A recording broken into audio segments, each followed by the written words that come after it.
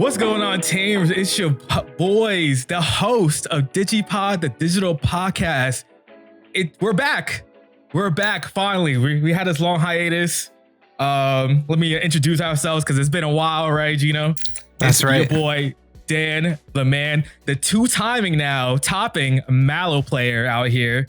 And we have Gino, my co-host in the office today. Oh my God. In the building. That's what I meant to say. In the building. In the studio, right? I'm doing good, man. I'm doing good. We'll get into it, but I secured my Nats invite last weekend, so I am stoked. We'll talk all about that, but I'm doing pretty good, all things considered. That's great to hear. So a little state of the union of DGU prior to us like going into our topics and talking about locals, and we have so much to talk about because it's just been a while since we've been on. First off, I guess we could say this is like the start of like season 4, I think it is now, because this is going to be a different arc of DGU. It's going to be spearheaded by Gino and I. It's going to be pod for y'all. It's still going to be Fridays, but we're going back to our OG Monday days of Gino and I recording. It's going to be probably 90% Gino and I, with baby Varney popping in here and there, depending on how he feels and what he wants to talk about, if he wants to do it. And then the content itself is going to be just Gino and I mainly as well. If Varney wants to partake, he will, but that's going to be the plan. So we got some ideas that's going to be coming out. Obviously, we're going to have deck profiles, especially our topping list or whatever that's going to drop. What else? We're going to, what's it called? DigiWheel. It's going to be coming back. That's going to still be Varney and I, as per usual. I don't know when that's going to be starting again regularly, because long story short, we got a new editor, and that editor is going to be doing the DigiWheel series for us, as well as the other stuff we're going to be doing. So that depends on that. So you'll still see Varney on that. And then when we go into the Retro Rumbles, that'll still be Varney and I. And then Gino and I will probably do whatever has like current stuff. So any tier list we decide to drop, any, current deck profiles, whether they're jank or tier 1, meta, whatever it is, going to be us too. And then anything else is in between with the random stuff like we did with like, tier list of video games and stuff. It's going to be Gino and I, for everything moving forward, most likely. Yeah, that's going to be that. So get used to these two faces is what he's saying. Yes, sir. Yes, sir. I remember, was it the one pod? Which one was it? It was a tier list for, I think it was the games tier list, where they were like, yo, these are the 2 best hosts right here. You got your wish. Yep. We're going to be here consistently, us two. We'll have, so idea is we're going to have, special guests. I forgot the word. Special guests every once in a while. We'll try to get it so it could just be, different feels like how it was prior as well, with Vardy and I, and then like special guests here, there, whatever. We'll still try to be doing that as well, depending on whatever is going on and whatnot. And one more thing, 2 more things actually. Our podcast is going to be the same nonsense that we're going to do, same structure stuff. We're going to try to have like a beat break kind of review and or liberators, depending. I have to catch up, so my bad for this week's. But future wise is going to be we're gonna have those segments. So that's hopefully the plan. And then whatever, or breaking news happens, we'll fit it in. We'll fit it in somewhere. But yeah. So with that being said, let's hop in what we always talk about. Locals. We got more locals. We're not gonna talk about all the locals we've done, but we got more than just locals. We got OT Cups and regionals to talk about. So if you want to start off, Gino, go ahead. Where should I start, man? We got the oldest thing right now is Ulti Cup run. And then for sure we had locals, and then we had regionals. So where do you want me to start? Let's start with the Ulti Cups. Sure. Okay, so Ulti Cup, the first big event for us, I think, at least definitely for me, of this format with the Digimon Menace. I decided to take DM version 2 machine, so mostly Vaidmon engine, Machine Dramana top end, and all the DM level 5s. I'm very comfortable with the DM deck at this point, so I was like, I'm just going to go in, Bouncing Tamer sounds good. Ultimately, it's a little rough against Hoodie because they set up 2-3 tamers a turn, and Vaidmon's only bouncing 1 a turn. So unless you open Cracked and you can get double Vaidmon turns, it's really rough against Hoodie. No matter, even what seems like a good matchup on paper, it's just they're just too fast, man. They're just too fast. But I ended up somehow going 3-3 and sneaking into top 16. We can thank pods for that. Dan and I were not in the same pod, but I managed to sneak into top 16, which was pretty cool with a 3-3 streak. I played against round 1. I played Bagra Hunters, and I won this one 1-0 because the guy was just really slow. It was his first event, whatever. I get it. You're nervous. You're not used to playing online, whatever. So he played really slow, and I was constantly hurrying up. I'm like, dude, if we don't play faster here, we're not going to play all 3 games. And we didn't even finish 2, which is funny because he was definitely going to win game 2. So if he had played a little faster, we would have ended in a tie at the very least. But basically, if I can get Vaidmon up early, I can bounce Use, I can bounce Tagirus, and they're not getting down tamers at the same rate that like Hoodie is. So that's honestly a pretty easy matchup for DM. Well, what would definitely hurt them is if they have sources underneath it from auto save, and then you go Vaid, all right, cool, bounce, and then lose all them sources. Yep, they lose all their setup. It's a really strong matchup for DM version 2. And another strong matchup against DM version 2 is Magnamon X Antibody. That was my next round. I played against Magna X. Basically, he could never swing on me because I'm always threatening Ace, and Blitzgreymon Ace destroys Magna X. He can never set up Davis because I'm always bouncing them, so he's never getting the evolution reduction unless he has the hero Vmon, which is really frustrating for him. He also did not get into Magna X very quickly either game, and at that point I had already set up File Island and my machine already had a ton of stat sources under it, so I was bigger than Magna anyway, so I didn't even really care about anything he was doing. I just had to worry about IP and Ace basically. But that was a pretty swift and easy 2-0, and then I ran into my first of 3 Hoodie matches. So half of my matches in Ulti Cup, this was a 6-round pod. That's terrible. Were Hoodie, yeah. And the first one did not go well. This guy did really good. I think he ended up getting second or something. He was definitely at top tables by the end of the day, but he was playing a really interesting list of Hoodiemon that was actually running the green Wanyamon and gold Numamon. So what he would do is he would put his CS rookie in the back, Evo into gold Noom, and then when he raise and does the cycle down, he goes into Hoodie for 2, which is great because a lot of the way you stop Hoodie is don't give them 3 or 4 memory to get into Hoodiemon, which eventually is unavoidable once they have the tamer set up. But that means even early game he's getting into Hoodiemon really easily for 2, and he just ran over me. There wasn't really much I could do. He was just popping off and I just kind of floundered. So that was an 0-2. Round 4 was the worst my deck drew the whole night. And that was against APOC of all things, Dark Masters. And this person, I think this was the second place actually. This person ended up getting second place with Dark Masters. Super cool. But I went through my whole deck game 1. All I needed to do was see 1 Machine Dramon, and there was 2 in security, and the rest ended up being sources when I trained. And I have no way to get them back in my deck in version 2.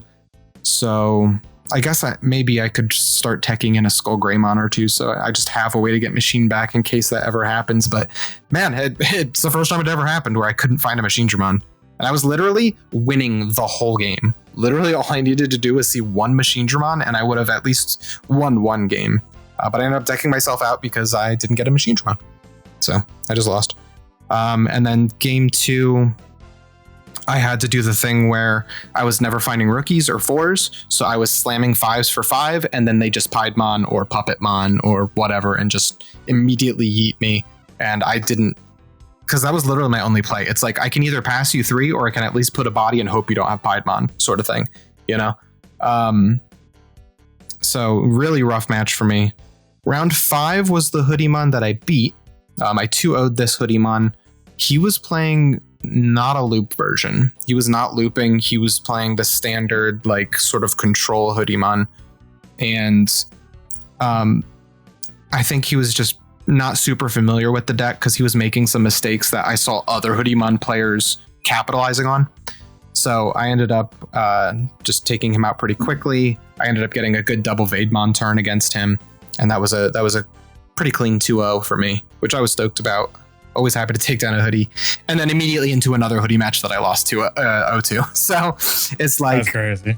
Hoodies just like that, man. You like, I don't know. You either run them over or they run you over. Like, oh yeah, we'll talk more about thoughts on Digimon, but I'm saying it's crazy that 6 matches, 3 of them was Hoodie, whatever you want to call it, versus my Ulti Cup run that has 0 Digimon. Like that's how wild I think this meta is right now, where that can happen to a player where you can have what I had, which was like I played 1 of everything, or you get the bunches of what Gino had with 3 out of 6 Hoodie. I would love to bunch up if they weren't Hoodimon. Like, come on, like, give me a good matchup.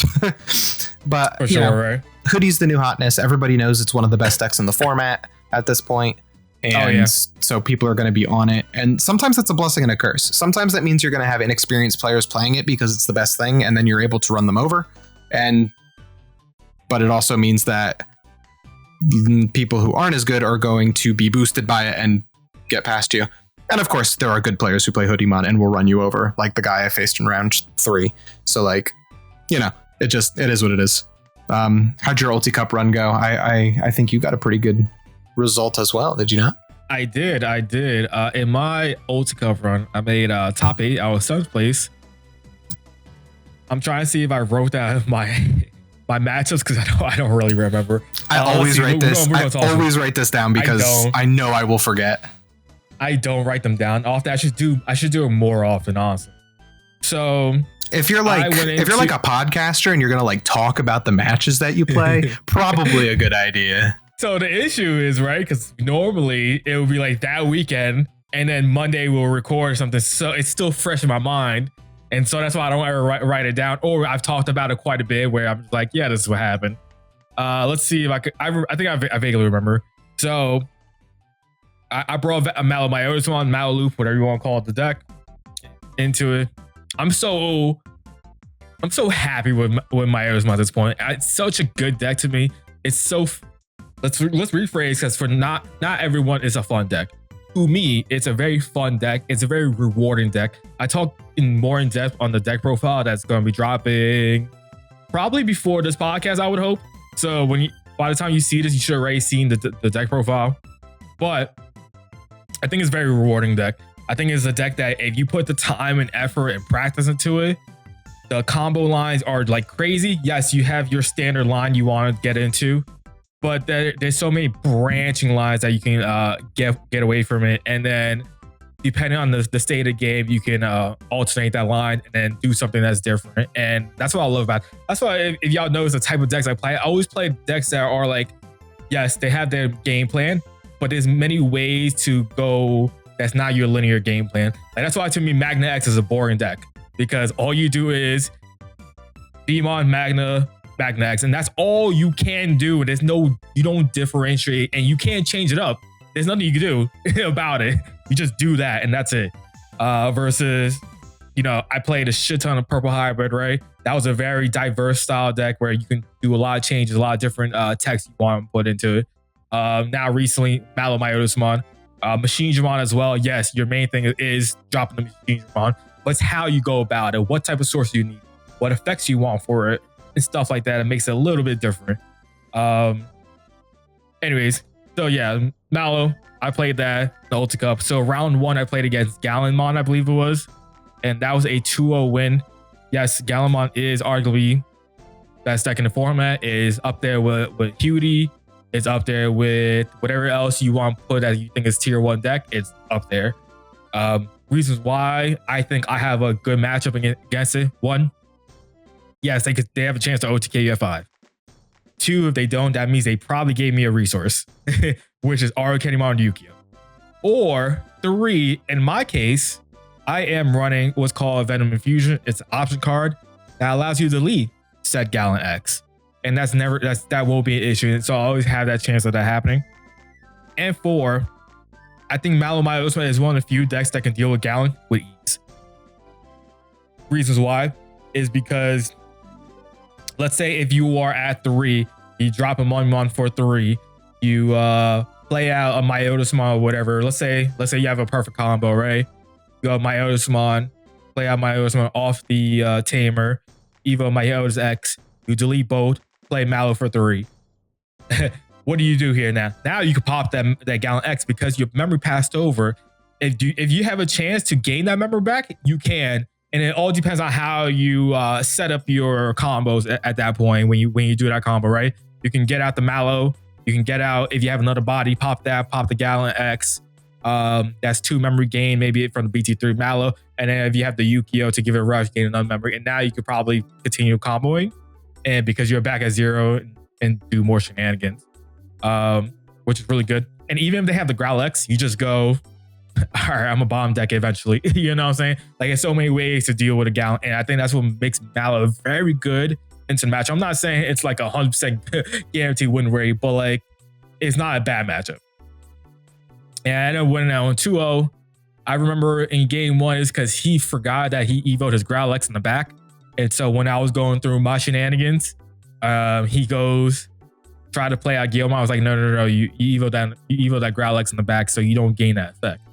And so he didn't have an extra body, and I cleared board, and I passed turn, and he had nothing. And then the following turn, I cooked him.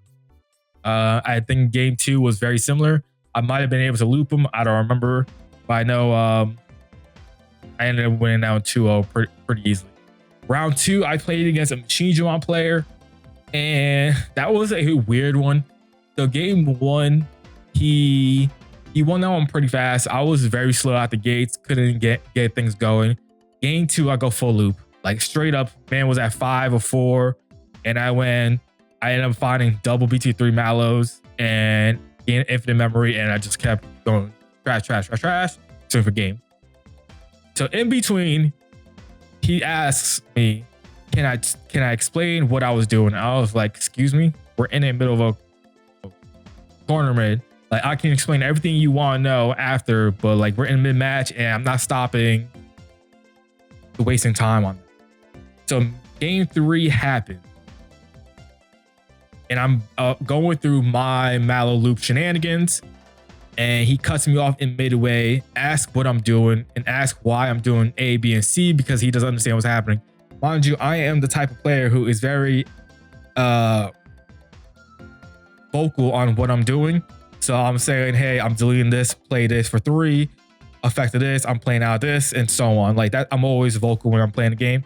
When it comes to like me and Gino playing, we're not always that vocal because we know, like, I'm not gonna say we know like all decks, but we know all the decks that we play against each other. And if we have any questions, we'll ask in between.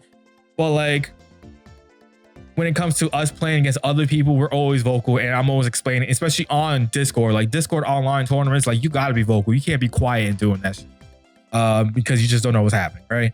And so he thought I was going too fast for him. So I was like, all right, what do you want me to explain? Because I don't understand what you don't understand right now. And then he kind of gets all like, he starts like getting mad about it, and he starts getting more, you know, I'm not gonna say like mad, but like he was getting like frustrated, and like, I guess he didn't understand what I was asking. But I'm just like, what do you don't understand? Like the Mallow effect, the Tamer effect, the Mummymon effects, like what do you don't understand? So I can explain so we don't have this issue. But he just kept going about it, and then he was like, and then I'm like, all right, I'll read the card for word if you need me to. Mallow Myosmon effect, delete these 2, play this for reduced cost of 11, play this for 3, what else? And then like it just kept going for like 5 minutes. And by the time we ended, that I was like lost in a train of thought, and I didn't realize I couldn't loop him to death at that point. And because I already like progressed, and I didn't get any blocker set up for his kill turn, the following turn. And so that kind of threw me off, because that whole thing threw me off, where I didn't play my Erismons to get blocker, retail, all that stuff, and that completely messed me up. And then he ended up just swinging through because I didn't have anything to stop him. And then he left angrily, like, all right, dude. Like, I tried to explain it's not my fault that you didn't understand the situation. Ironically, that guy got like 5th place or something like that. So he, Machijimon carried him clearly to that win. If you listen to this, it is what it is, dude. Like, I'm gonna say what I'm gonna say about that situation. Anyways, so Lewis lost out. Round 3 happens. I played against, I think it was Galaxy at this point. I win that one 2-1. He got me. I got him game 1 pretty easily. Looped him, call it a day. Game 2, I was a little bit slow, and Dianamon cooked me because I just couldn't deal with it. And for whatever reason, he had like the EX3, I think it was, or some shit. I know it was a Dianamon that was not allowing me to swing. I couldn't like do something. I don't remember what it was at the moment. And I was like, okay, cool. And then at one point he got a lot of checks in. I think he Apollomon, something like that. And then he like DNA Galaxy plays, and then got into Galaxy swung for game with her. I was like, oh damn, got me good. Like I think he just saw everything. I didn't stop him fast enough or whatever. I don't remember. And then round 3, game 3, Venomiotismon. This is why I love Venomiotismon, because Venomiotismon stops Galaxy plays from doing Galaxy things. So the moment they get their red tamers out, if I have my Venom, which I did this time, I played it out. I suspend his red tamers, and then they can't unsuspend to the end of their turn. So that means they can't do their natural Galaxy shenanigans. And so they have to keep using their own resources in their own plays and Evo like normally or whatever. And so that was pretty good. And I ended up winning that going into time, I believe. Round 4, I played against yeah, I don't remember at the moment. I know we definitely talked about it. Belf? The Belfmon player I played in? I felt like I played something that was. I felt like I played against something that was unexpected to me, and I don't remember what it was at the moment. I know last round I played Royal Knights because I lost to them at the end. Yeah, I don't. Oh, I played against CS. I think it was CS. That's what it was. That's what I think it was unexpected. I remember him going to like Alphamon combo or something like that. Oh, it was Alphamon player. That's what it was. Not CS Alpha. My bad. It was a Alphamon, straight up Alphamon played. Was it the Chronicle engine? Chronicle mixed with like OG, mixed with like new stuff. It was okay. Man was popping.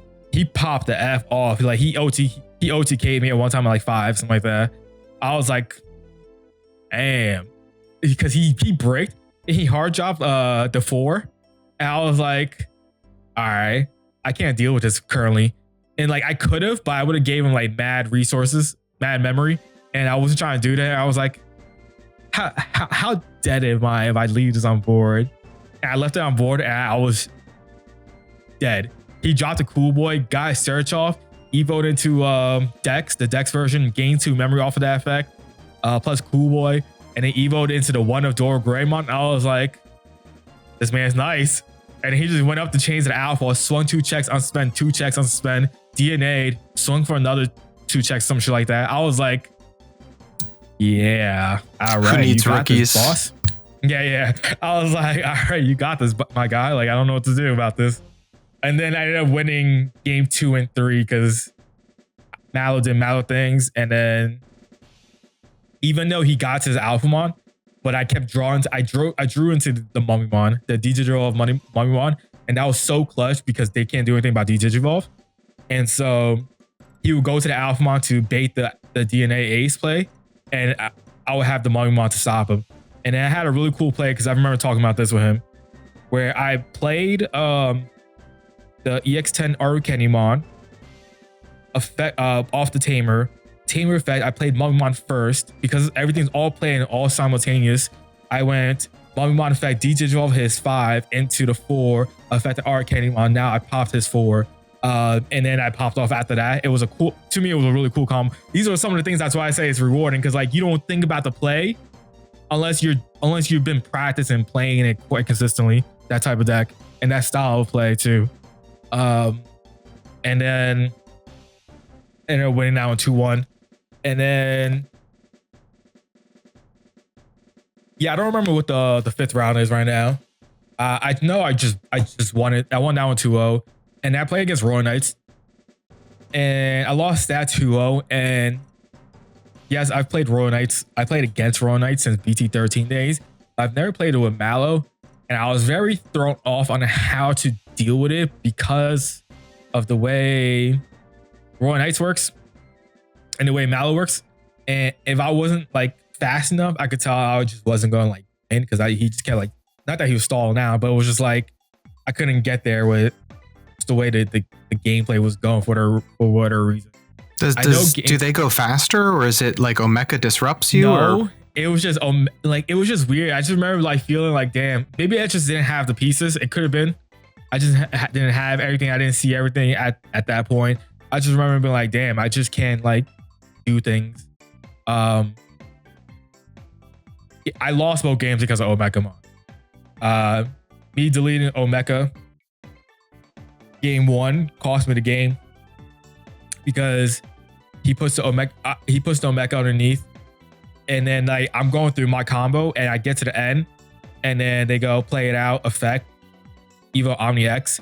Mind you, nothing in Mallow is protected, so it's just delete everything and then bomb deck whatever. And so and I didn't manage my resources correctly. I also remember like not having like the best, so I had to use everything to get to where I was going. But that's a match that like I know I got time, and I have to manage it correctly, I think. And always make sure if I had Mallow, bomb deck the Omechas if they pop out. So game 2, I had that thought in my head, and anytime he had a Royal Knight, I made sure to get rid of it, so he didn't have those resources under the Yiki, and that actually mattered. And so, and then here is my mistake, because I should have said something, and I did at that moment because I was unsure about Yiki effect and the new Omekamon, because I knew the old Omekamon doesn't have Royal Knight trait. For whatever reason, I was unsure if the new one had it, because he went and started main phase, Yiki's effect, and he tucked the Omekamon in. And so I looked at it, I was like, I don't think you're allowed to do that. You're not. And I looked at it, I was like, I didn't pop that, because I made sure I didn't pop it. And I popped everything else around it. And I was looking at it, I was like, does new Omekamon have like effect or something like that? Because like again, I played against that, I know it. I'm just like, something's a little off. And so I kept thinking about it.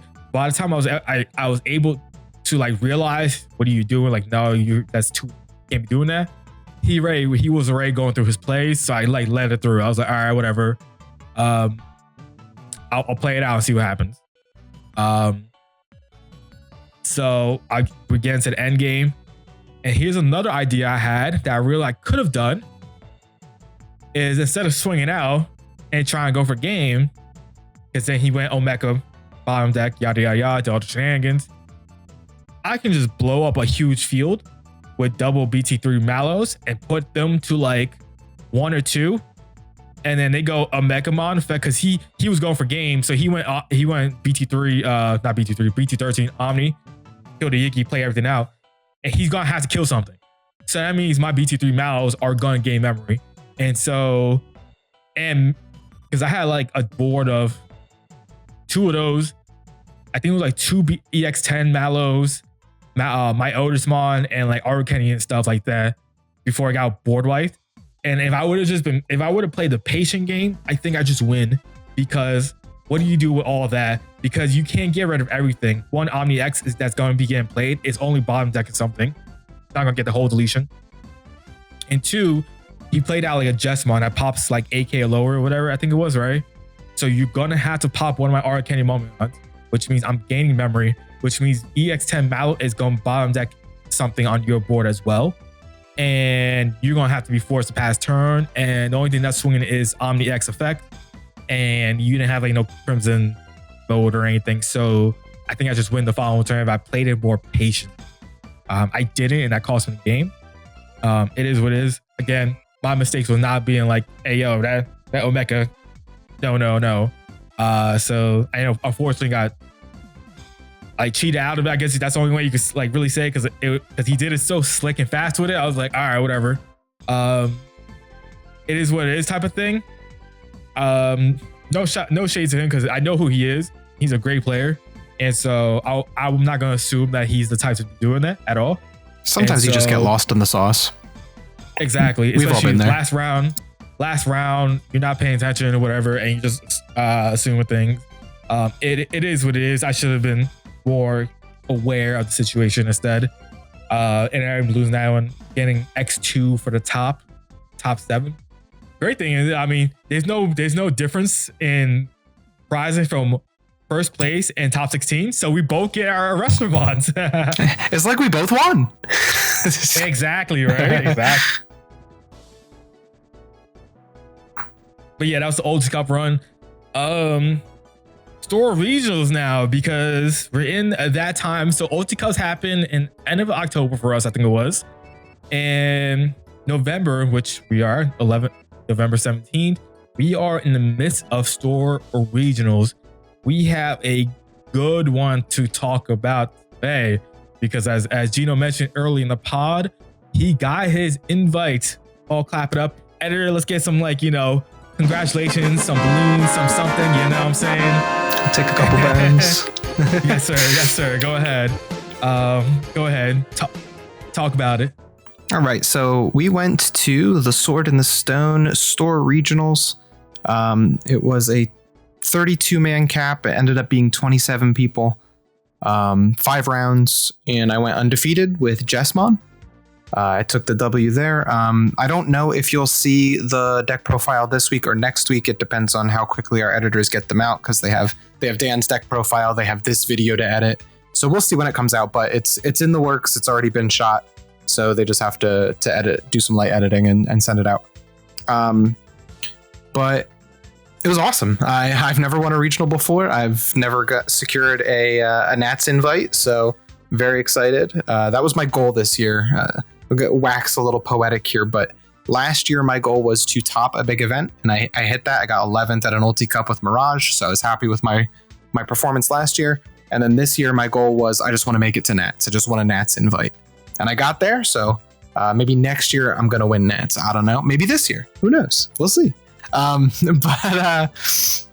no, I was super stoked to finally get the regionals W, finally get my Nats invite, and with Jessmon no less. I think we're all pretty much aware that Jessmon is a good deck at this point, but it's still kind of on the fringe. Like, everybody thinks the best decks right now are probably Hoodie, Gallantmon, and Rocks, right? Jessmon is like almost there. But I'm not saying I believe those are the best decks in the format, but I'm just saying most people believe those are the best decks in the format. But Jessmon's doing work. And I actually played a kind of unique version of it, because most lists are completely off Genku. Most Jessmon lists these days are just all gas. You're running 2 to 3 Omni X, and you're doing a couple chip damage, and then when your opponent's at 3, you do 3 big alliance swings. You go into you're in Omni X mid swing, so then you just swing for game after. As for me, I've kept the Genku package in, so my plan is I do 3 big checks while being completely immune to Digimon effects. And then I'm reboot, blocker, immune to all your Digimon effects, and I say, answer my board this turn or I win next turn. Usually have GX Ace in hand, so it's usually an uphill battle for my opponent, and I only took 1 game loss the entire day. So I was feeling it for the most part Saturday. So round 1, I played against Virus Imperial, and it's funny because that was the other deck I was thinking about bringing to this store regionals. But I had played it at our locals, and it just bricked the hell up for me. And I'm like, this is not going to do it for me. I'm not playing this for a big event again. I tried it for a different store regionals last season, and it didn't really work super well for me then either. You did? Yeah, What was that one? The one in New York where we went to, it was like in the basement of the tea place. Oh yeah, you did play there. Okay, I remember now. Yep. Yeah, I ended up going like 3-3 or something. I don't remember. It wasn't a great run for me. And yeah, I'm glad I didn't make the mistake of playing it again. And I just went with my gut. I went with Jessmon. Little Gino lore. My first store tournament win was with Jessmon, so I have a little bit of a storied history with my boy. But anyway, Virus Imperial round 1. I remember I was finding all my pieces. I remember game 2, I looked at my hand and I had everything but Jessmon. I had Huckmon, Bauhuck, Savior Huck, Genku, and a Sister Blanc, and I'm like, I'm so good right now. Like, yeah, you're golden. I'm gonna cook this guy, and I did. But I remember in one of the games, he ended up.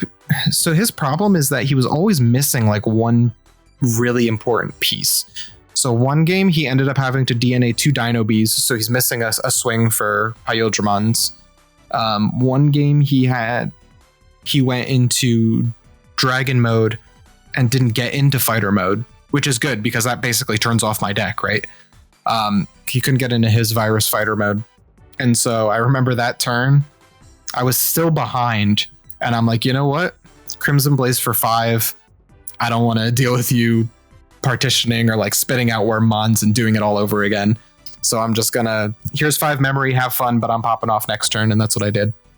And then game 2, I remember it actually came down to the wire. I had 1 security left and he went into Pyodramon. He was going to do the piercing check and then end of turn DNA and swing for game. So he goes piercing check and I'm like, if he has dragon mode here, I just lose regardless. So I'm going to ace and hope he doesn't. And he actually didn't have it. So I aced GX and I popped his Pyodramon and he's like, yeah, I just don't have it. And I'm like, oh, phew. Because it was either that or just he would just swing twice and win basically. Sistermon Blanc, or sorry, not Blanc, Sistermon CL Awakened. Doing so much work. Those stacks with Sec +1 are not doing anything if they're stunned. Sometimes you just drop her ass for 5 because it's like, here you go. Do nothing with your 1 stack for a turn and I'll worry about my draws and stuff next turn. Crazy good card, especially not even counting the trash effect. Just really, really strong card. Love that card. So Virus Imperial 2-0 win. I was feeling a little shaky going into it because I was really worried about they run Crimson Blaze. They have a card that turns off my deck, but we got around it. Round 2 was Rocks, and we learned very quickly, me and that guy, I actually kind of knew this because I did some testing on my own with this. Rocks is a miserable matchup into the Genku version of Jessmon, because once I set up Immune Genku, my Jessmon buffs it to 15. So unless you also went into good Progano and got your boost, you're not getting over Genku. And you're not swinging for game. You're not removing any of my cards. So I just kind of chill in the field. If I have a CL, that's great. I'll just block and digivolve you. Like, I remember, I think it was this guy. He hit me with a blast mode. And I was like, oh crap. This is going to mess up my whole plays. But I instantly stabilized and dropped another Genku. And I was like, oh, okay, I'm fine, actually. But the Rocks matchup was it was pretty quick 2-0. I remember game 1, he got me down to no security. And he was still at 5. And I was like, man, he had nothing in raising. He had 2 stacks on field.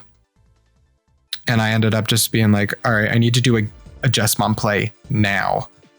And so I pushed out and I did my Jessmon play. And instead of going for the 3 checks, I just cleared his board. And then the following turn, since he wasn't doing anything, he had nothing in raising, nothing on the field, because I ended up clearing board thanks to Genku X's Digivolve and CL's pop. So I was able to swing over the magnetic with no sources. And I popped the other after Digivolving it and dropping CL. And then he had 5 security. I did 3 big alliance checks. And the card I dropped when I swung with Jessmon was the CL that searches. And I searched GX and I was like, here we go. We're just going to DNA and that's game. So that was pretty cool. So honestly, you don't even have to do the 3 checks if you have GX. You can just do it the next turn. Yeah, because he trashes your security. Yeah, so you just do your 3 checks the next turn if you really have to. But it was funny that whole time I was like, man, if I was running OS generics right now, I'd have piercing and I'd be able to pierce over this magnetic. Not the check options, man. 1 cost OS generics? Come on, baby. I'm thinking about it. There's a card in my list that I don't like at all, and I'm thinking about it. Okay, so round 3, it was the only loss I took. It was against my Otis Loop. It was against your boy Dan, and it's just a matter of who finds their pieces. I didn't hit any Arukeni mummies out of security. Yeah, it was a pretty chill match. I ended up bricking, but we made it through 2-1 at the end of the day. Moving right along, let's talk about Beelzemon. Played against Beelzemon round 4, and this is where my tech cards came up huge. My one tech card that I run that no other Jesmon list runs is the one of BT7 Sistermon Blanc Awakened. On play, if you have another Blanc in your trash or hand, you tuck it to recover 1. I ended up recovering to like 8 security in this game. And so Beelzemon X is just not doing anything. Yeah, that's wild. Yeah, because I found both of my my CL Awakens, and I was just stunning his big stack every turn, so he was not doing any chip damage. And I believe it goes to the security right at the end of the turn or something like that. Yeah, end of all turns, recover to security. So literally he would do a chip damage. It would be CL Awakened, and then I would just slam a CL next turn, go into CL Awakened, stun his whatever, and it would go back on, and I would just keep recovering. And that was for game 2, and he ended up decking out because he just couldn't get there. He also made a pretty... he didn't count his trash, and he went into Beelzemon X with 19 cards in trash. Ooh. So, yeah. Didn't get the 2 trash. Yeah, he only trashed 1, so that was rough. I remember game 1, though, I played around him really well. I got my 3 Chessmon checks, and then he ended up setting up 2 Blocker Bailmons to play Beelzemons. He had aces in trash, so he was ready to counter me. But he gave me 3 memory, and he had 3 bodies on board. So I played Crimson Blaze for 3. Crimson Blaze, yeah. Oh, man. And I said, yeah, you're not playing Beelzemon. And then I went in GX. I popped his Bell stacks. Didn't care because you're not playing anything off of him now. And I popped off from there. And then the final round, somehow I managed to dodge hoodie this event, was another Rocks. And it went much like my first Rocks round, where I set up Genku and you can't do much. I remember the last turn of the game, I'm not sure what he was trying to do, but he's like, I really need to see a level 5. I really need to see a level 5. And he kept digging for this 5, even though he had Magnetic on board. Never found one, yeah. And then he ended up looking through his deck and he was like 7 draws away from a 5 or something at this point. I'm not sure what his plan was after that, if it was to set up like a pyramid or whatever. I think his plan was to go into like a double magnetic and just keep swinging through. That was just like my idea based off what I was watching, because he has so much memory. Because you gave him, I think, like 6, 7, and then he ended up going to like 9, I think, because he had the closed tamers or whatever. And then he kept looping the egg, so he was at like 6, 7 for a hot minute. So I think the plan was for him to try to get to a second magnetic to like just keep trying to swing through, but he never found the 5 to like start climbing. Gotcha. Yeah, because we had gotten deck checked as it was the final round, so Dan finished pretty early and got to see most of the match. Yeah. That was pretty much all my matches. You were cooking people. You and me, we were cooking people all day Saturday. I remember I had this one situation, I think it was against my first Rocks player, where I didn't have the line. I had Huckmon, but I was missing Bao, I was missing Savior, but I had Jesmon, Genku X, and Sister Block.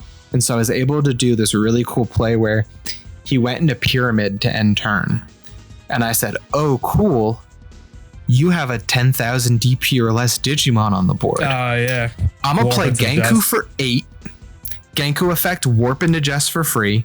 Jess effect, play Blanc. Swing, alliance with Blanc. Blanc effect, Evo into Genku X.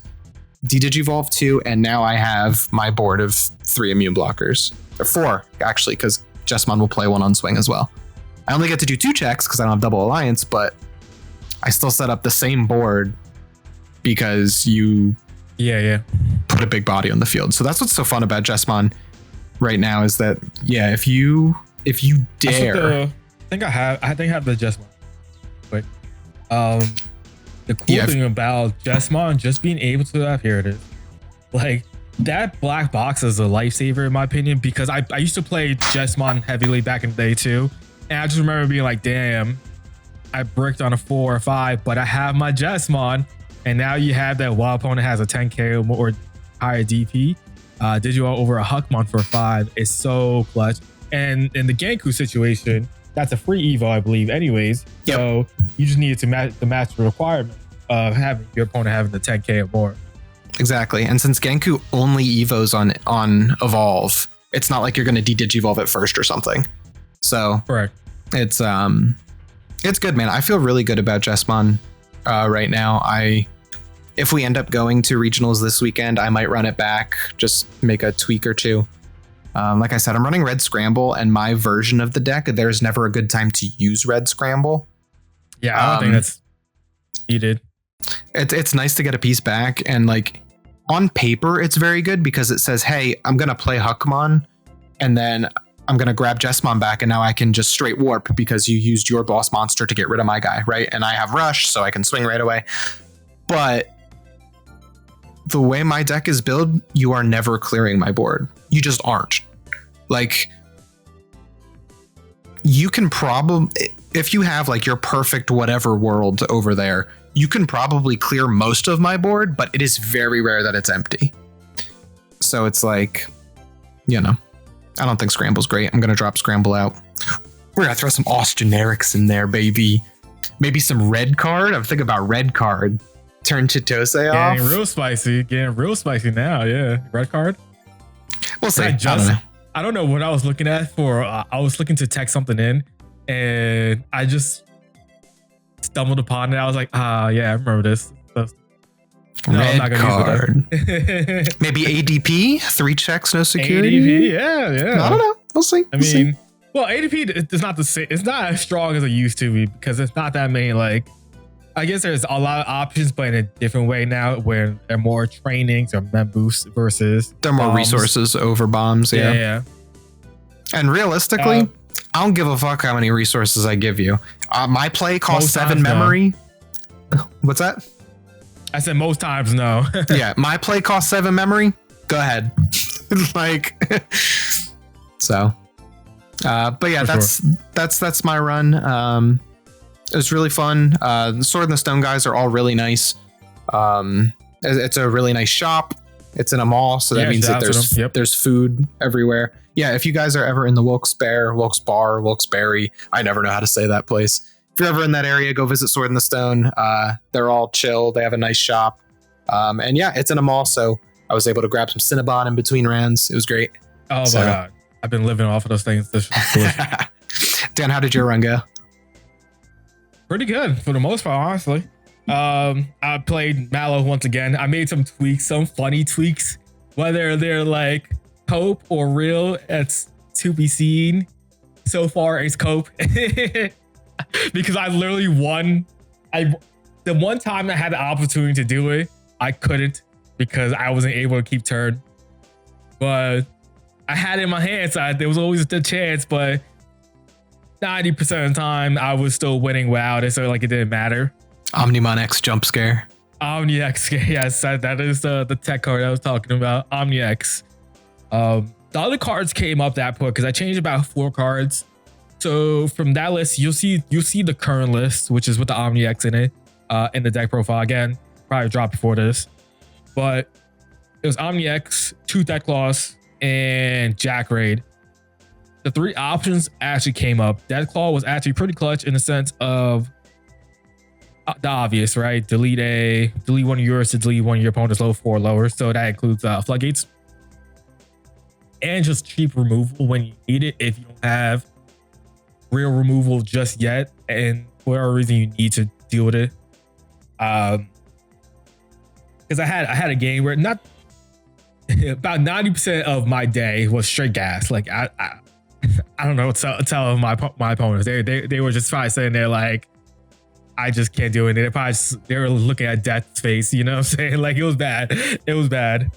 And a couple times the Death Claw came up just because like I needed to deal something for cheap, and it mattered. And Jack Raid mattered. That was clutch because I had a point where I was at 2 memory and I got 20 cards in trash. I Jack Raid, gained 2 memory, play Arcane Mummy on for 4, and then I'd loop because I already had a second one. I already had one on board, so I was able to play the second, and then free plays after that. So that Digital Gate Open accelerates you so much. Oh my god, Digital Gate Open card is insane in that deck. So like I've also been, I rebuilt Purple Hybrid and I didn't put DigiGuard in it, and you're probably like, it's a you know, a hybrid deck. It worked perfectly. Here's my mindset on it. Hear me out. I might switch and like actually play it. So the reason why I haven't played it in like Purple Hybrid just yet is because, let's say you go turn 1, let's say you're second and you have 2 memory to work with. Evo, play your tamer. Normally you will go play your tamer, and then your following turn you can Evo over the tamer, swing out, right? In the case of DigiGuard, especially in hybrid decks, so let's say you do that same play, right? You're going second, you go Evo in the back, you play DigiGuard for 4, you pass turn. On your following turn, when you play your tamer for free, you don't have rush. So now you kind of you're in this waiting game of having to wait another turn potentially. Let's say you have your perfect hand where you have Dusk and a Velgar and stuff like that. You gotta wait another turn to start popping off. So that's my only hesitation with it in Purple Hybrid versus Mallow. You don't care because you don't have no effects like that. You're using it for your own resources of playing the Mummymon for free. And I think that's why it fuels crack the Mallow, in my opinion. I've had games where I will go double DGO, like turn after turn, and then that following turn I'll have I go first. Let's first. I went first, played DGO. Next turn, I play another DGO. Following turn, I win because I end up drawing the double Arcane Mummies and play them out for free. Mummy one for free now, and then I'm pitching, getting my Osman, getting Arcane on my X, everything, and win. Basically, that happens. Or my favorite, my turn 2 kill, which I actually did. So they went first. They did a thing. I go second. Evo in the back. DGO, cool. I got my tamer, great. They raise. They do a chip damage. They swing into an Arcane Mummion. Literally GG's, because I had the perfect hand where I draw. I have a BT3 Mallow. I have EX10 Mallow. I have one of each Mummy Arcane, and I have my Osman. I'll draw into my X. I know I can, and guess what happened? I did. And so I play Arcane Mummy for free. I play Mummy for free. Trash, setup, game. And I had that against someone. I don't know if that was game round 1 or not, but that happened. Let me break down my matchups already before I keep ranting. Round 1, I played against Ghost. I won that one 2-0. What the hell is Ghost gonna do against Mallow? Nothing really. What is Ghost gonna do against this meta? Really? Yeah, right. So here's the thing. Here's the only thing that wouldn't matter in that matchup is that they have a lot of inheritables that says gain 1 memory. And that's the only time that matters. But if you use it on your own turn, execute, cool, you spit out a whole bunch of bodies. That's just free fodder for Malomyosmon, because now I'm just free popping anything I want and I'm not worrying about the memory gain. And so I'm sure as a Ghost player, he was also low, like not slow at the gates, but it took him a while to get Violet out on board. And so I'm not sure if that experience with it, and maybe he never played against the Malo Myosma matchup, which a lot of people haven't. I'm very surprised, but not surprised how many people be like, oh, I don't know what this deck does at all. And that was probably his case. And maybe if he would have play tested against it, maybe he would have understand different things to play against it. I don't know. But basically, I just did whatever I wanted when I felt like it, when I had the time to do it, and I just won 2-0 quickly. I won that within 20 minutes, and I got up. I'm just like, okay, I got time to kill. Let's see what Gino's doing. Ah, shit, he's still in an actual match. Well, let me just keep walking around and scope out the competition, you know? So I won that one pretty fast. Round 2, I'm playing against Galaxy. Pure Galaxy at that. And I won that one 2-0. It was a bit of a grind fest, surprisingly, because he kept relying on EX3. I think it's EX3. No, it's not EX3, EX5. EX5, yeah. Yeah, I said EX3 earlier for some reason. EX5 Digimon, and that kind of like slows down Battle Myosma because you never have sources really. And so basically what the fact is it's done, your opponents can't swing with Digimon with no sources basically. And so that kind of like stalled me a little bit. But because he stalled me, I stalled him because I would go Venom and suspend all his tamers and make sure he couldn't do anything with them. And so now he has to use his own like stack resources to regress, go into the chain, all that stuff. I ended up winning 2-0, almost go into time. He never went to what's it called? Galaxy Mon? It's not Galaxy.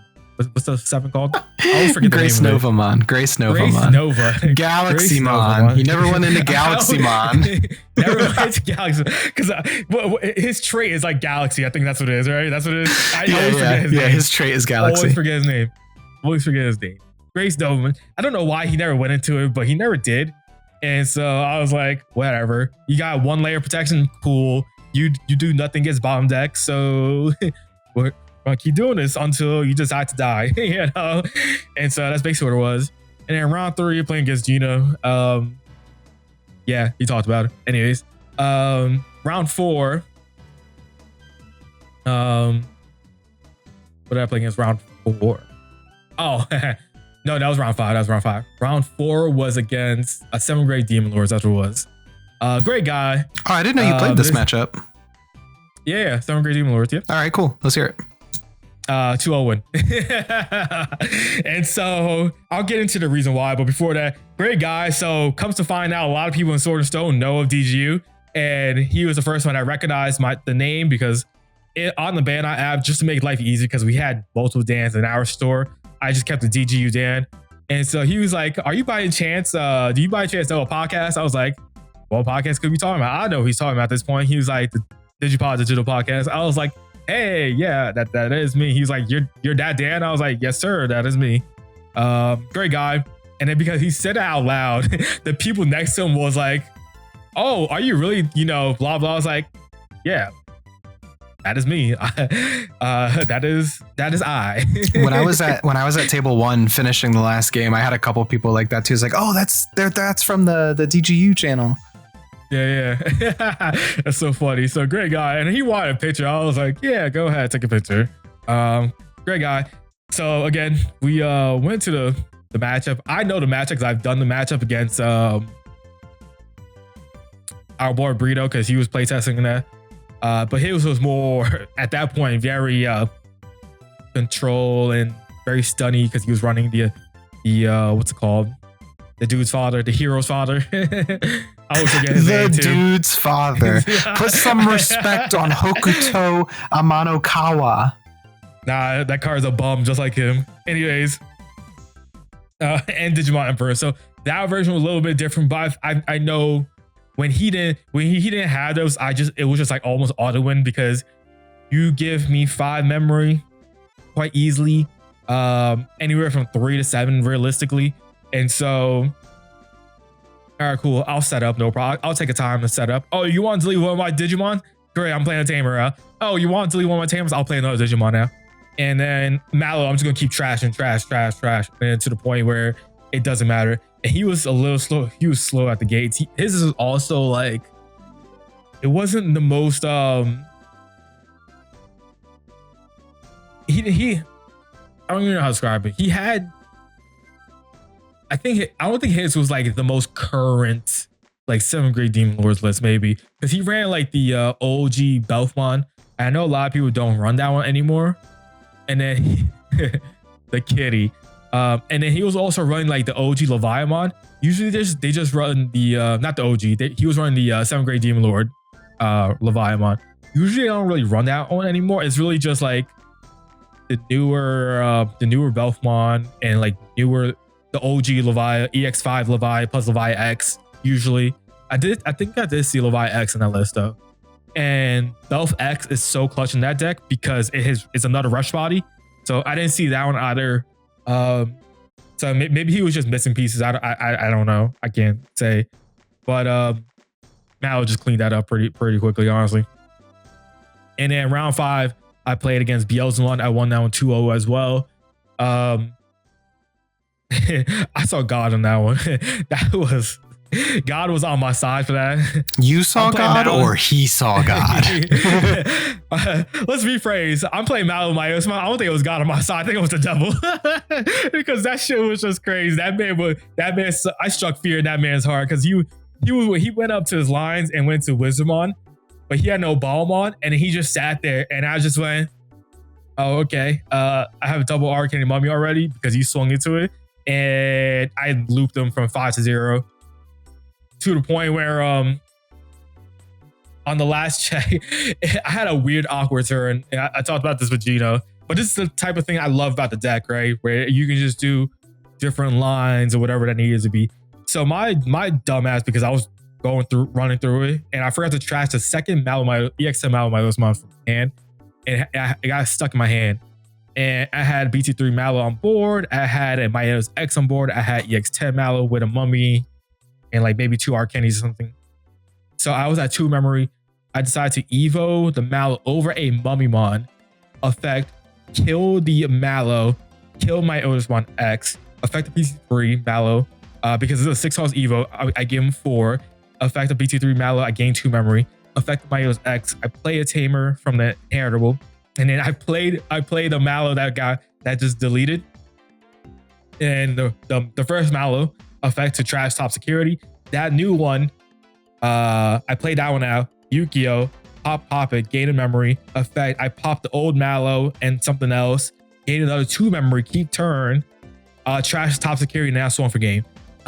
And so like stuff like that is just like you just don't get that in every deck where like, oh shit, I messed up. Oh wait, I can do it in this type of way and still get the same outcome of winning, which is cool to me. And in game 2, I just straight looped him. I had double BT3 Mallow, I think it was, and that was it. He tried getting me with Beel's Ace. The first Beel's Ace, I was like, all right, cool. Kill. Overflow. Thanks. Appreciate it. Oh no, that was game 1. He did that to me. Game 2, he dropped the ace to try to get me with blast mode ace, and I go Mallow my Osman when attacking, swing, and then kill it. And he was like, oh, I didn't know you could do that. I was like, yo, this is a when digivolving on play, when attacking, and call it a day. People forget about that.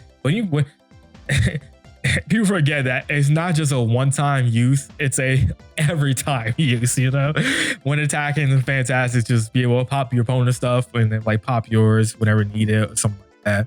Fantastic. Card is really good. Busted. Like don't wait, it would have made it more busted if it somehow got protection. Like the card is like fantastic on its own. You're asking for too much. You don't even need protection. Yeah. You're just winning on the turn. They're not interacting with you. I know. That's what I'm saying. Like the only way it will make it more broken is somehow it got protection. But yeah, I was pretty happy with it. I got a top 4. I think it was just 4th place. My opponent win percentage was like trash compared to the other 2. So like that's why I wasn't like 2nd place. I thought I was gonna be 2nd place just because like sometimes how Bandai apps the app is sometimes, but like the finalists will get like bumped down to like 3rd or 4th. It's just because I'm pretty sure it's just because I had bad opponent win percentage. Like I think mine was like 40, 50, while theirs was like higher, especially since The finals lost to you, the second place guy, I should say. He had a buy though, and like I don't know how Bandai app does buys, but like whenever you get a buy, you just get bumped way up. So like, I'm not saying this guy didn't deserve second place. You know, he obviously played me in the finals, but I'm just saying like I don't know how the buy percentage thing works. What's weird is because usually the buys throws down your opponent's win percentage. That's why I thought I would have been like second or third. I thought so too. Yeah, they do. So I guess who he had played must have been like the top 8 or something versus me. That was probably like in the 20s or something like that. Or like my first round. No offense to him. Sure, you know, he's probably been practicing the deck, but Ghostmon probably lost. Like, you know, probably went 0-2 or 0-3 drop or something. I don't know. Potentially. Just because it's Ghostmon, not because he's a bad player, but Ghostmon is not a top tier threatening deck. It's not even like top 15 decks, and I think you name 15 decks that are strong in the game that can win it any given moment. But yeah, I agree. It's just it's Ghostmon. Yeah, Dulahamon. It was cool in the chapter when he debuted. You know, the one time it worked. Hell yeah, it was dope. I honestly, one of my favorite Digimon designs, like newer Digimon designs. He's so cool looking, man. I love that really dude. Cool. Really cool. You can't really see it on the regular art. I think you can see it on the alt art, but his shield is a coffin. That's so sick, man. It's so sick. Cool. Speaking of Liberators, maybe we'll have a little break for Liberator talk real quick. Liberators is popping off.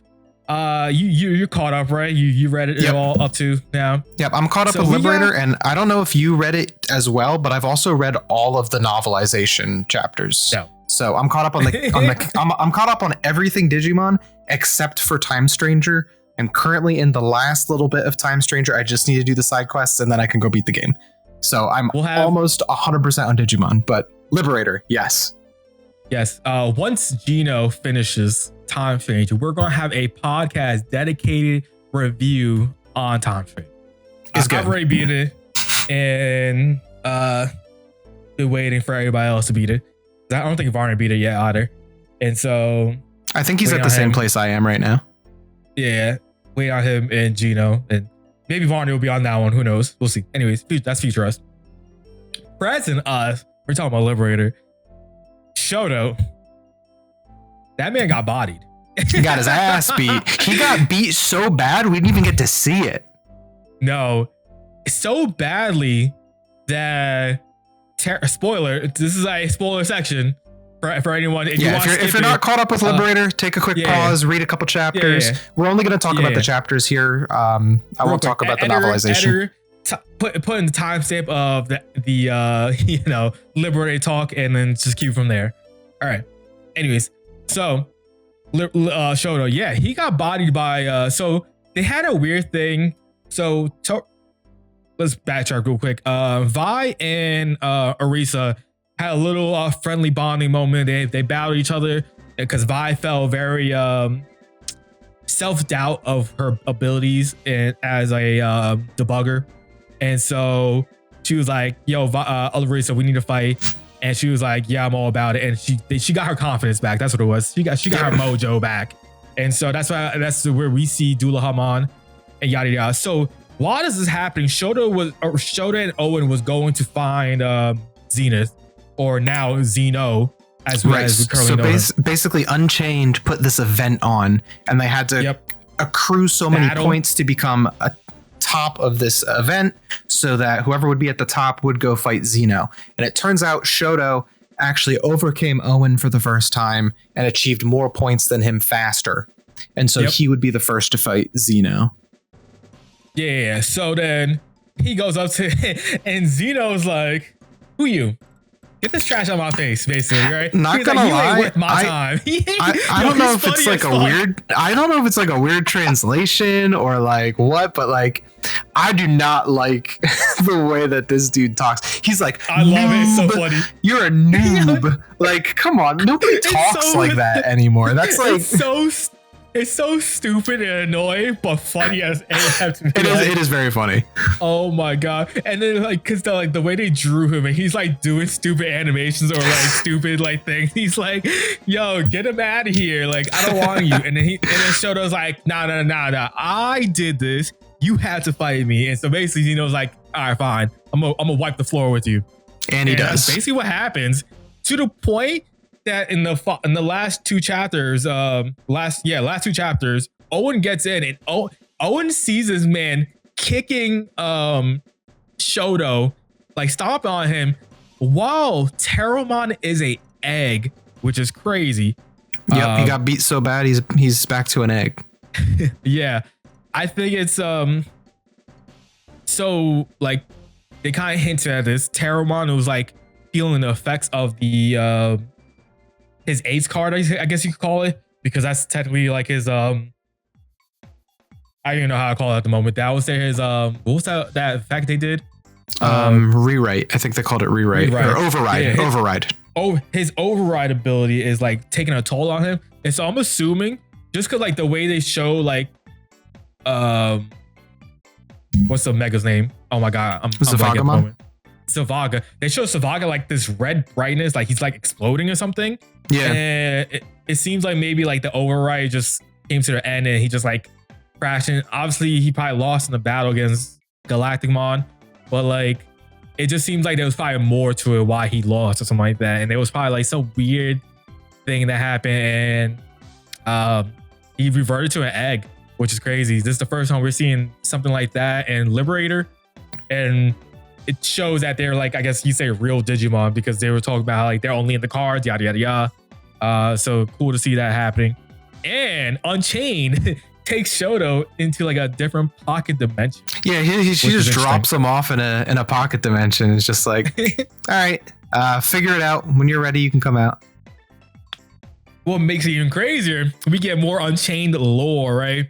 And that is that he, she, whoever, I'm not sure. I don't know. They met Terramon as a Yolkmon, which is the baby form. So training one in some areas is called, or baby one. Yeah. And I guess like, you know, taught him things. And so she was Terramon's original partner, basically. Technically, I guess, but like I don't know if it's really like a partner. I guess they hinted at that. She hinted at that, but to me, it seemed like more like a, not like a partner, like Ty and Alkmaar, but it just seemed like it was a friend that was around, you know, not like a friendship. They were traveling partner together, yeah. Like because again, hinted at certain things. I don't know. Yolkmon and a couple other Digimon, but they're like wild Digimon. They're not confined to cards, and so Lacuna is like poisonous to them. And so by traveling and being put in cards and stuff, they're able to avoid this evil miasma sort of thing. Yeah, supposedly. And then something happened, and they separated, if I remember correctly. And so yeah, so we find that out. So I'm curious to see what happens when Terramon finally wakes up. Like, is he gonna tell Shoto, like, "Hey, my bad. You wasn't my first. You were my first choice." Yeah, it'll be interesting to see what happens. Yeah, for sure. And there's that really cool scene where Muchomon like stands up for Shoto, like after Terramon's gone. That was really cool. Muchomon is like, "I'm your real partner. How dare you try to replace me?" Muchomon has always been the GOAT. Right.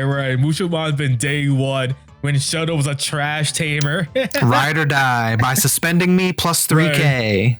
Right. Facts, right? Hey, that Muchomon became a medieval gallant, so you know, for what it's worth, right? Hell yeah. But then speaking of medieval Gallantmon, yeah, this is what's crazy. It's so funny because like from a story standpoint, it's so cool. Gino getting freaked out by Owen pulling out medieval Gallantmon, Shoto's trump card, right, and using it against him. Super cool. But from like an out of story perspective, wow, he's using the best card in the game, huh? Right. Like, are we supposed to be surprised by this? From us, like in a real life situation where we play the game, the TCG is like, all right, he's playing arguably the best card of the game. What the FD do, you know? Right. But the way he using it was cool to me. So, and he uses Shoto's catchphrase from Shoto's character like profile screen. Like you can go and read the profiles. It's the wind is blowing just right, and it's such a cool moment. It is. It's really cool. It's a very like when Yugi took used Red Eyes from Joey back in the day, and like, that's how epic that kind of was type of thing. Except in comic form. Really cool how that happened. But the way he set it up too, because he already has War Greymon on board. He has to deal with Galactamon. This Galactamon, I'm assuming, has 2 layers of protection, just the way they showed it. Right. With a shit ton of memory. So he goes into Elias that climbs all the way to a Medusa, the new Medusamon, gives him 2 tokens. That card is insane, by the way, but really good. Yep. Goes up to it. He pops he swings with the War Greymon over the Galactic. So he already used 1 protection. And then he goes up to Medusa, I believe. And Medusa tries to pop it and plays 2 tokens. Yeah. Plays 2 tokens. And then he goes, all right, medieval effect. I'm going to suspend your 2 tokens, play for 7, pop I think he so we don't know what happens. It's like the cliffhanger part. So I'm assuming he goes to pop Galactic and then maybe swing over the tokens. And then the tokens effects trash top security. Because mind you, he's at 0 security right now. And versus he's staring down 5 security with a Galactic on board. So it's going to be crazy to see what the comeback is going to be from Gino. We haven't seen a Gino card. We've seen him use his Zenith cards so far. We've seen, the old school Galactic. So curious to see if we see a new Galactic and a new level 7 potentially, because this is the era of us getting new 7s, new versions of them and whatnot. See what happens. Yeah, so we need to see a Xeno card, we need to see a level 7 card for him, and we need to see whether or not, I don't think it will, but I'll just put it out there because he's a new Digimon. See if that Metatron that was just revealed shows up in any capacity, but I think that's going to be Unchained's deck. I think that's going to be all the Machinamon stuff. So Machinamon. Yep. We're going 50 those. I guarantee that's going to be. I forget what the names are. Next 50. But that's going to be the next 50. Yeah, probably. Yeah. So. Yeah, and then obviously Owen's level 7. So we're already seeing the new Medusa, and we're probably gonna get a new line, maybe, because this is the way they usually do stuff. We got his crest, and then waiting on the next chapter to see if we get the new level 7. It should be exciting to see what we get. My joke is that it's gonna be Medieval Gallantmon Crimson mode. Yeah, right. and then after that, I was like, it's gonna be a DNA of Medusa and Medieval Gallant. I don't know. It could be something really cool though. Like his line is like, it goes from reptile to sort of like Greek mythology. So it'd be cool to see if they go like full warrior style or full like snake basilisk sort of thing. Like, right, because so far we've seen usually like it's not that it's random, but feels a little random because so we got our first 7 in Liberators, which was the Orisas. You went all the way from Sendril to Kitty Cat to Puss in Boots, basically. Not that it's random. It makes sense in the lore aspect. It's thematically correct, but it feels like a big jump design-wise. Exactly. Yes. And then we got into Ariumon. So you go from Ryugumon into Ariumon, which again kind of makes sense, but like the way it's just kind of unexpected that you go into this giant Lugia-looking Digimon thing into a water mermaid thing. Makes sense, but like it's just weird. And then you have Dulahamon, which kind of makes sense because makes sense to me. Like it doesn't like Necro into that. It makes sense to me, right? Magnetic too makes sense, I think. Magnetic. I would forget Magnetic. Magnetic is probably the best. It's the best one. 7. The thing with Magnetic to me is Magnetic, and then right underneath is Airy. But just because the way Magnetic's deck works, it just makes it feel stronger. Not only that, but magnetic. That deck also got the best level 5 warper. Like that Progano is just heads and shoulders better than like the Warper Marine Bull, the Warper Chaparral, because that was the first one that had an actual on Evo effect. So you can get your warp off, and then an Evo effect too. Was a place card. No, it's Burnosaurus to gain collision piercing 3K. That's what it is. Okay, cool. Yeah, versus like Marine Bull, there's no effect. I believe the Orisa, the low 5, doesn't have an effect. No, it just has overclock. Right, exactly. Sure. So same with Marine Bull, it's just decode. So it's like, whatever. There's nothing added to it. So it doesn't feel as strong as the Progano. And I don't remember what the Phantomon does. The Phantomon is basically just the other Phantomon where it has the on delete to play a 4, which is nice. Terrible. It's nice, but it also doesn't have execute while the other one does, I think.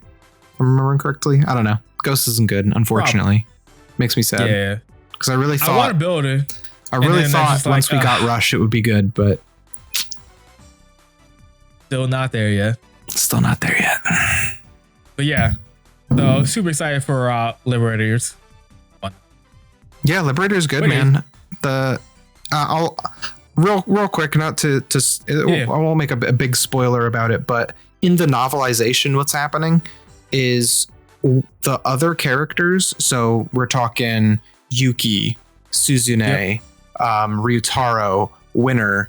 All of them are looking for Cool Boy, who has crossed from Lacuna, the world of Digimon Liberator, over to Cross Connectia, which is another world, another game world like Lacuna, that Cool Boy and whoever else was working on it were going to put out before Liberator.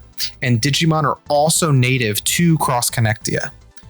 And so when the gang all gets there, there's a big misunderstanding. There is a new Digimon there that we don't know what it looks like. It's called Dolphomon. And he's kind of like he's almost like the Yggdrasil of this world. He's like the big god deity sort of. I don't know if he's quite Yggdrasil level where he's like creating things, but he's what all the other Digimon turn to. They kind of worship him. They give him gifts and stuff. So they're all trying to find Cool Boy. And in the latest novelization, Cool Boy is meeting with Dolphomon. So it's pretty cool. You do have to read though, actually read to get there. But I'm going to be really excited when we get to see those characters level 7s, and they'll all get they've all confirmed that they'll get emblems. So it'll be cool to see what happens with those characters. A Dynamon level 7 could go hard, you know. I'll just say one thing. One little spoiler is that Ryutaro throws hands with a Dino Human. Okay, so it's not just Marcus who can punch Digimon.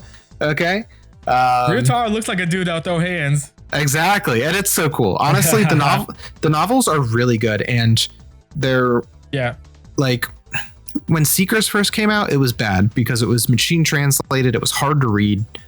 But eventually they came around to it. They got it right this time for Liberator. So I think the novels are worth reading, and they're also a lot shorter than chapters of Seekers. Like Seekers chapters were pretty long. Like you had to sit down and you had to really dig into them, which was good. I love Seekers, but that's neither here nor there. But I'm just saying you can get through each novelization chapter pretty quickly. So if you ever feel the need, you want to read up on more Digimon, see what's going on behind the scenes, I'd definitely give it a shot. I like it. I enjoy it. And since I've been keeping up with it, it's nice to have this week it's a novel, next week it's Liberator, this week it's a novel, next week it's Liberator, the comic. So cool stuff. For sure. Yuki needs all the help she can get. My God. Her deck sure does. Oh, man. Oh, man. They did that ace so wrong. Anyways. The level 7 better go crazy. It should have been in trash blast. But anyways, last topic before we wrap up, because we were just talking about before, the topic of Digimon. what do we think about Hudimon? Do we think it is this big bad menace? Do we think it is tier 0? Oh my god, it's APOC levels of destruction? Or do we think it's the complete opposite side and we think it's just like deck, you can do what you do when you get there, but like whatever? Or we're just in between? What we think, Gino? The real answer is unsatisfactory, because the real answer is not something you're going to hear, is not something you're going to want to hear. It's too soon. We really just don't know yet. Okay. Like, I think that's the real answer. But if you want to actually dig into it, yes. I think Hudimon is a very strong deck. I don't think it's tier 0. I don't think it's APOC full power levels. I don't think it's even Anubis full power level. Okay. Do I think it's a very strong deck? Yes. But I also think that there's plenty of counters that you can play to it. I think, and just to wrap all of my thoughts together here, I think if you were going to hit the deck, you either go Chitose to 1 or you pair ban Hoodie and the CS, the CS rookies. No, pair ban Hoodimon and the CS rookies, like Palmon, Terriermon, Agurumon. Gotcha. So you can't cycle down. Because what people are really mad about, right, is the loop. Like, yeah, Hoodimon, like mid-range, I think is a very good deck. And I think it's pretty fair. Like, it's strong, it's annoying, it beats your ass, but it does it like once a turn, maybe hits you with Venus, which sucks. But like, I don't know, it's okay. Whereas Hoodie Loop just feels unfair. Hoodie Loop feels like, here comes 2 checks at 12 if there's nothing in security, or God forbid they have a couple K-Skays out, it's more. Hopefully my security stops them because they've already melted my board this turn. There's no way I can interact with them. Like, unless you're playing a deck that has a good matchup into it, like maybe a Magna or Jesmon does pretty well into it with the Genku stuff. But it's like, even then it's kind of an uphill battle, and it's very fast. And I think Digimon has that. The power creep is feeling like every deck is so fast right now that it's just like, man, I hope I pop off before you pop off. And that's it. Like, sure, we've got ace cards, sure, we have interaction on opponent's turn, but it really just feels like, well, if I get there first, I'm just going to do whatever I want. Sure does. Yeah, what do you think, Dan? What do you think of Hoodimon? I think Hoodimon is dog shit. Nah, all jokes aside, I think the deck is really good. I think it's tier 1. It is, I can't say it's the best deck in the format because it has not performed well in our side of the game. JP is a different format. I think JP, because you're in a best of 1 format where you're about that high roll, it makes sense. Hudie is going nuts over there, in my opinion. Because it's a very low to the ground deck, right? You're getting to your level 4, which is the Hudimon. Yes, it's a 4-cost Evo, but you can gain that 4 memory pretty easily in that deck at times. And then, you swing, play your other 4 out, you DNA, keep redoing it, right? You only need 2 tamers to get to 4. Like, you need the Keisuke, and then you need a tamer, and you'll have 4 memory, and you'll be able to do Hoodimon. And Keisuke already facilitates getting you a tamer real fast, so. Pretty easily, too. Yeah. So, when it comes to states, why is it not performing as well as AP? I don't know. I don't have a real answer for that. Why it's not doing. I think we have, like I mentioned, there's about 15 decks that can just win it all at any given. And if you're a Hudimon player and you don't know how to interact with a Galamon that's on board, you're SOL.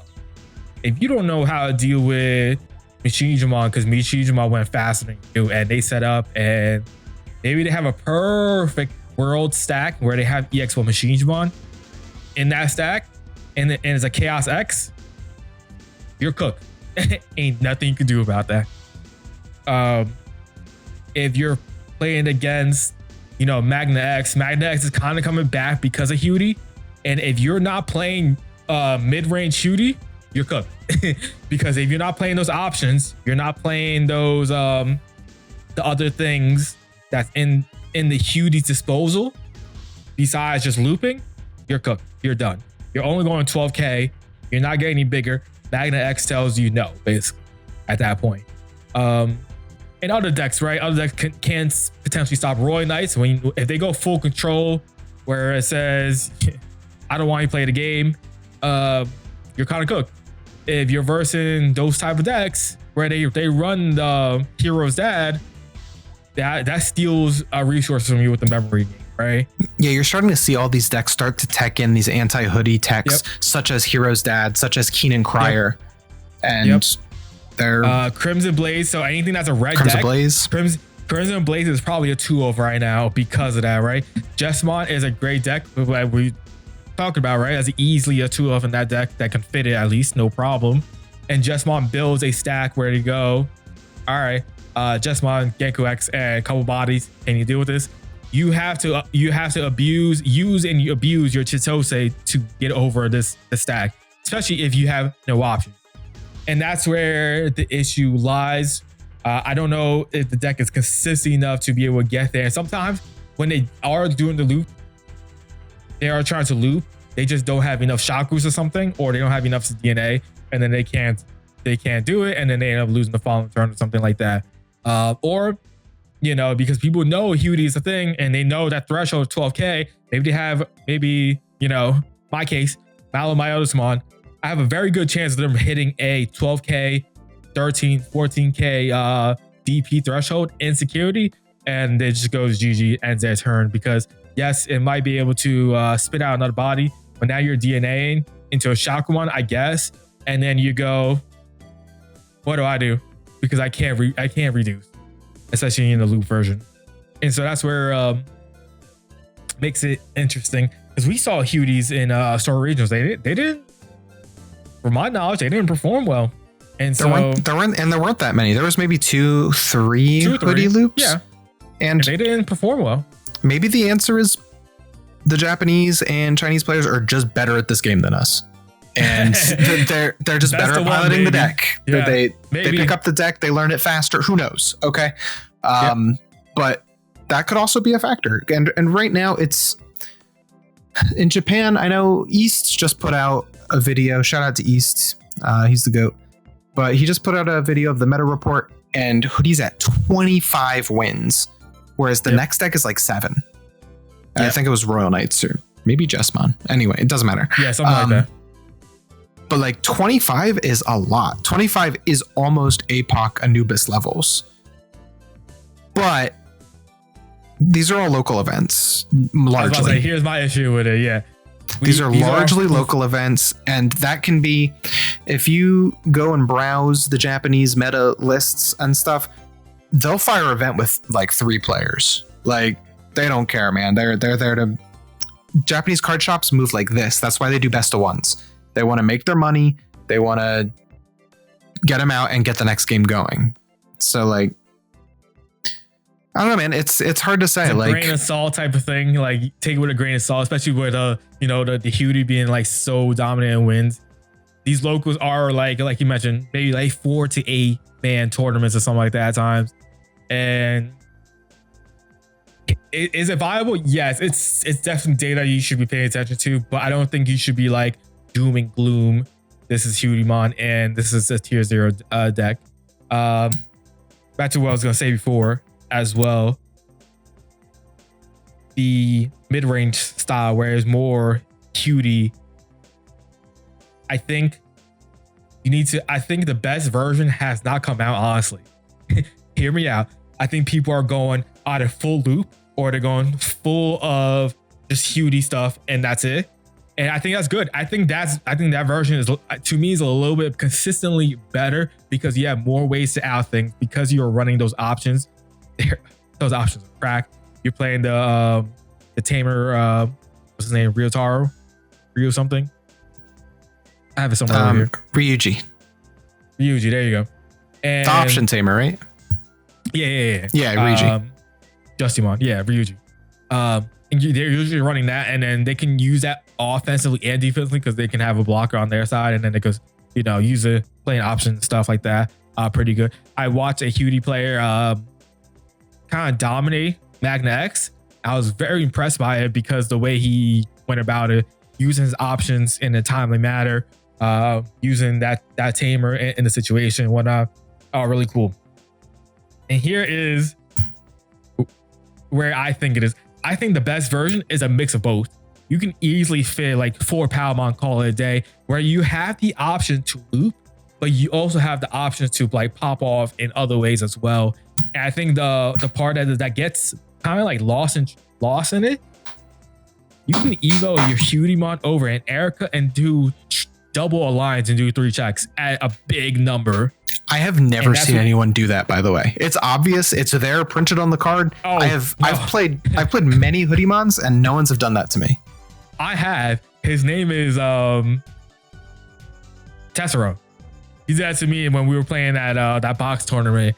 And he went I went like Mallow. I was using Venom. So I stunned everything but the Erica. And I haven't seen anybody use it like that. And he goes, that's weird. I'm like, all right.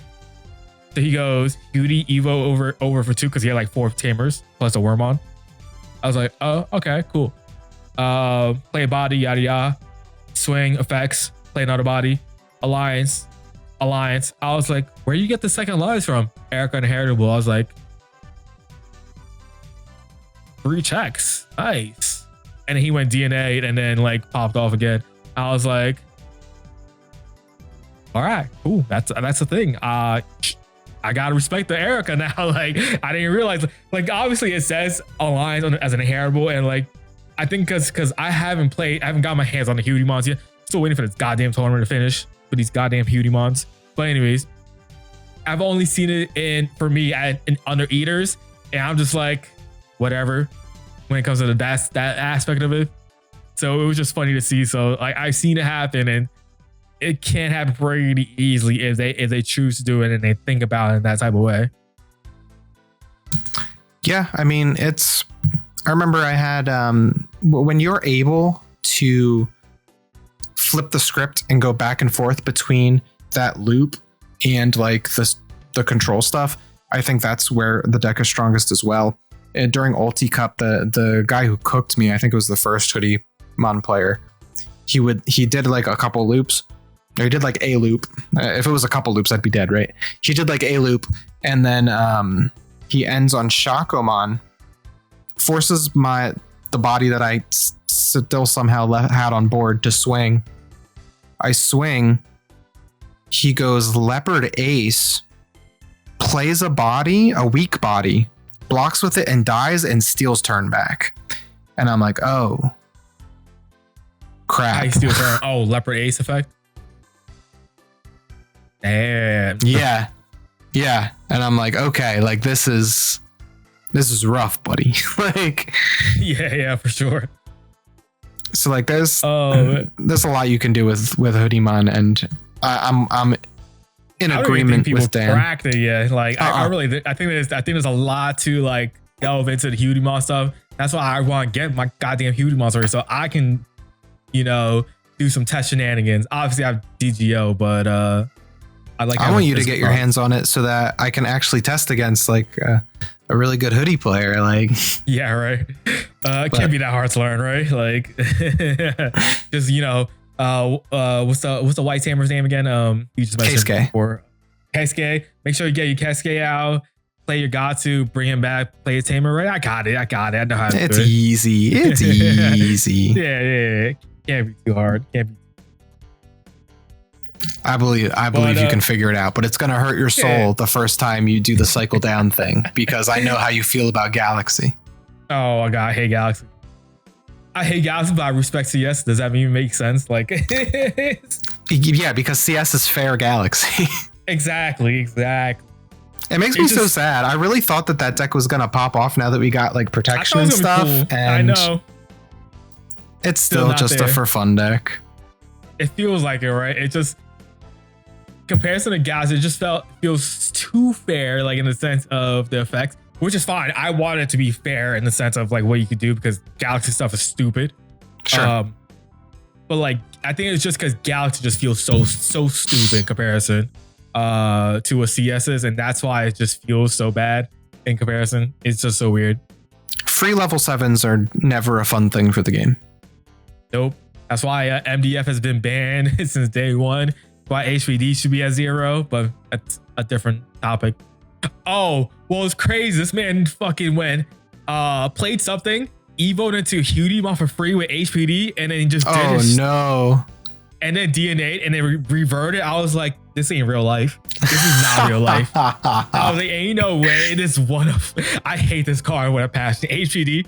I use it when I play a green deck, but I still hate it because I hate playing against it.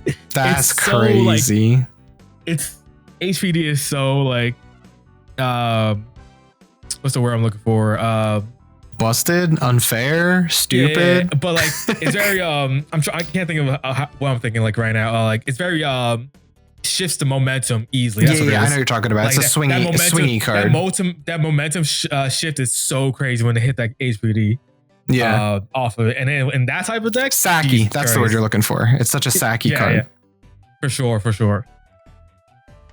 But yeah, that's our thoughts on Hudimon. We don't think it's like the most broken thing in the world. It's not tier 0. Please don't. Like, in the pitchforks for the deck, let it breathe. Let the format breathe. Let's see where we're at before we say we need to ban anything. I think low key, if we were to hit something, maybe the Shakumon, because that's the only DNA CS, and those CS traded the Fat Palmons and stuff like that.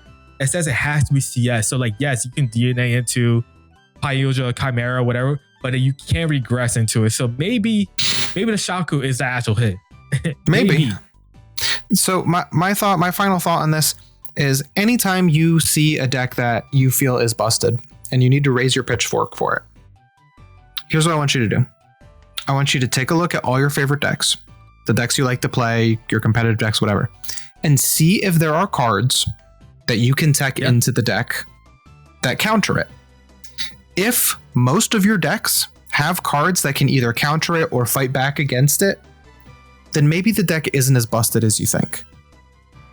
If most of your decks have no answer to this card or this deck, then okay, maybe it's time to start talking about it. Like that's my thought. Hudimon definitely has outs to it. Obviously it's unfortunate, whereas it's definitely a deck where you can go turn 2, turn 3 win, especially the loop version. But it feels like that's how a lot of decks are right now. If you look at the top decks in the game, a lot of them go turn 2, turn 3 win. But realistically, a lot of games aren't finished in turn 2 or 3. Especially in games are a lot of times are about let me build resources, and then pop off. Had that huge pop off turn sometimes.